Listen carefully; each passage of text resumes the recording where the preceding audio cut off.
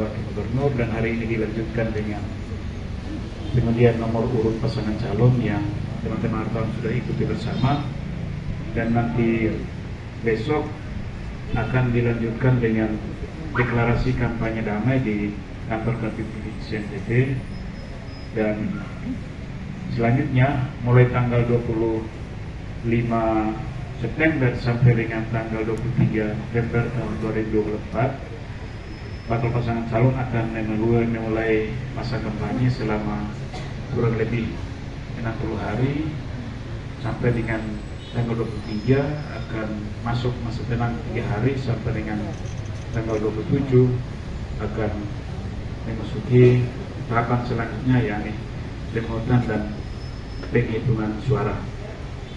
Perlu kami sampaikan juga bahwa kemarin kami sudah tetapkan data pemilih untuk Pilkada Provinsi Nusa Tenggara Timur secara berjenjang sudah ditetapkan di KPU Kabupaten Kota di 22 kabupaten kota pada tanggal 19, 20, dan 21, dan kami di KPU Provinsi baru menetapkan pada tanggal 22 kemarin dengan jumlah pemilih sebagaimana yang saya sampaikan tadi di pleno pengundian nomor urut tadi. Nanti data lengkapnya akan disampaikan oleh Bapak Egi selaku Koordinator Divisi Perencanaan Data dan Informasi. Kemudian untuk pelaksanaan teknik pelaksanaan pilkada, kalau ada hal yang ditanyakan nanti akan dijelaskan oleh Ketua Divisi Teknik Bapak Eli. Kemudian juga hadir di sini bersama-sama dengan Bawaslu.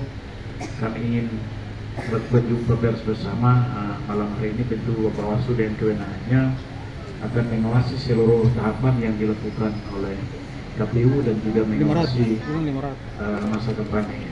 Begitu, saya kira ini pengantar dari saya, dan selanjutnya saya persilahkan kepada jurnalis yang setia sejak sore sampai malam ini. Terima kasih untuk waktu teman-teman untuk kegiatan sangat peraga dan bahan kampanye itu tetap dilakukan di 22 kabupaten kota secara umum.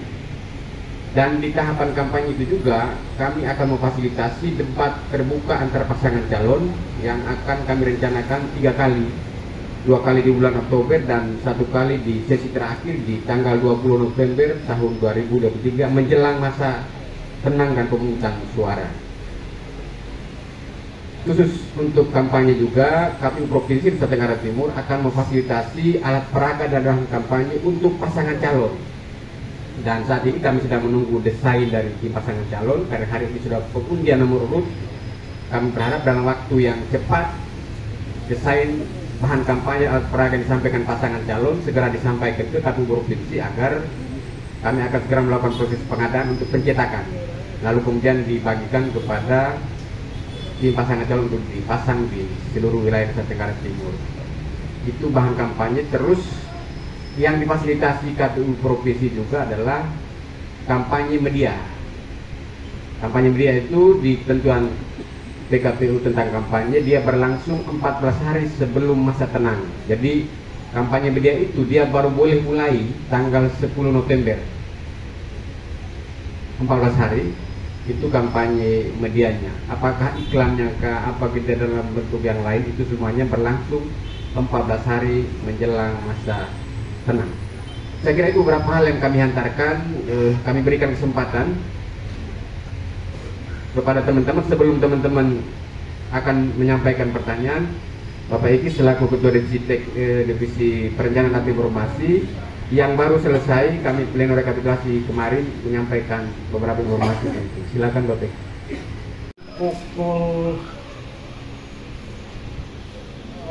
20 menjelang 21 kami bersama pimpinan Bawaslu Provinsi serta stakeholder yang terkait beserta Ketua Divisi Perencanaan Data dan Informasi dari 22 kabupaten kota bertempat di Aula Hotel Aston telah menetapkan jumlah pemilih tetap untuk pemilihan gubernur dan wakil gubernur tahun 2024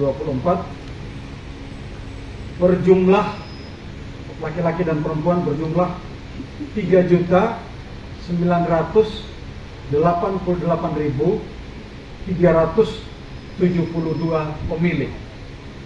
Pemilih DPT ini ternyata lebih sedikit dari pemilih DPS yang ditetapkan tanggal 16 Agustus yang lalu. Jumlahnya lebih sedikit 5.502 pemilih. Kalau dibandingkan dengan DPT nasional, itu dia jauh lebih kecil lagi, 20-an ribu.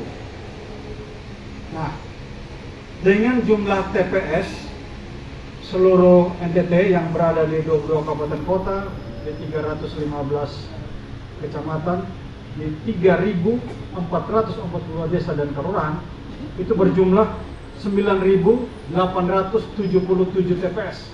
Sekali lagi, TPS untuk pilkada gubernur ini berjumlah 9.877 TPS. Di antaranya ada 16 TPS di lokasi khusus. 16 TPS loksus ini ada di 14 kabupaten kota. Di antaranya di Kota Kupang ada 2 dan di Belu juga ada 2. Di Kota Kupang itu ada di Lapas, ada di Rutan. Kalau di Belu itu ada di Lapas dan ada di Unhal. Itu setelah penetapan DPT kemarin akan masuk pada tahap untuk melayani pemilih yang mau pindah memilih. Misalnya sudah terdaftar di suatu tempat, apakah di kecamatan, di kabupaten, kota se-NTT, mau pindah memilih, dapat kami layani, tidak harus pergi ke tempat asalnya. Di mana dia berada, bisa menghubungi baik KPU kabupaten kota, bahkan PPK di kecamatan, bahkan PPS. Bisa melapor dengan syarat cukup membawa KTP elektroniknya. Kami bisa mengalokasikan, menyiapkan surat pindah memilih ke tempat mana dia mau pindah, dan kami pastikan nanti pada tanggal 27 hari Rabu 27 November dia juga akan mendapat surat suara. Kalau pindah memilih antar kabupaten, dia hanya dapat surat suara untuk gubernur. Tetapi kalau pindah di dalam satu kabupaten antar kecamatan atau antar desa, dia dapat surat suara gubernur maupun surat suara bupati atau wali kota. Tetapi kalau dari provinsi lain, karena ini pemilihan gubernur, dia tidak bisa dapat. Kecuali kalau dari provinsi lain pindah ke NTT, bisa asal dia pindah domisili. Sekali lagi, kalau pindah memilih saja tidak perlu pindah domisili, dia bisa dapat surat memilih. Tetapi kalau dari provinsi lain bisa dilayani apabila dia pindah domisili, artinya pindah kependudukannya. Itu dia akan mendapat surat suara gubernur maupun bupati atau wali kota di tempat dia berada untuk pindah memilih. Di sisi lain, sebagaimana disampaikan oleh Pak Ketua tadi pada saat kegiatan rapat pleno penarikan nomor urut, seluruh NTT itu ada 203.681 pemilih yang sudah terdaftar dalam DPT, namun sampai saat ini belum ada KTP.